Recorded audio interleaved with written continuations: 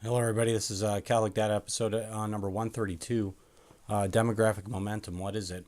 so, I don't know if anybody knows what demographic momentum is, but it's essentially that as populations grow or contract, they do so with a momentum. And so, in the United States, in the world for that matter, after World War II ended, we had a very large baby boom. So we inserted a ton of young people into the population at large, and we've been riding that population boom, that demographic boom, for generations upon generations upon generations. Because when you insert a whole bunch of people into a population and they're young, even if they don't reproduce at a great clip, population itself will grow at a great clip by a phenomenon called demographic momentum. If everybody had 4 children during the boom, then everybody has 3 children, everybody has 2 children. Population will grow for years and years and years on end because the younger people are reproducing and the older people are dying off, and therefore you're replacing a lot more people that are dying. Well, anyway, demographic momentum works in both directions. And by the way, once population starts growing, it's really difficult to actually stop the population from growing, even if everybody decides not to have children, by a phenomenon called demographic momentum. So societies will grow and grow and grow and grow. Now, here's the deal. And so you have, societies growing, growing, growing, growing, growing, growing, growing, growing.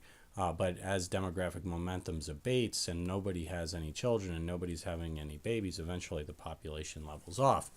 And we're kind of there right now, believe it or not. The world population is going to peak within a decade or two. And then it's going to start declining. And it's actually started declining in multiple countries across the globe already. And the thing is, once it starts declining and declining and declining, that means we don't have enough young people to replace the dying people, right? So you get demographic momentum in the other direction. And once you get the demographic momentum in the other direction, you can't really pull out of it. Even if everybody on the planet decides to start having children, it's already too late to counter the effects of the demographic momentum, and you will see a collapse in the population at large if the population starts declining like it's supposed to. That's called a process of demographic momentum or depopulation of the planet. Now, only 3 times this will be the third time in history, and it actually will happen. I don't think there's a way to get out of it. Not if things don't drastically change very, very soon. But once there's only 3 times, this will be the third time that populations have actually decreased in the history of the planet. One was during the Dark Ages, another one was the bubonic plague, and the next will be the contraceptive crisis of the 21st century, essentially. Contraception and abortion are eliminating generations and generations and generations of people.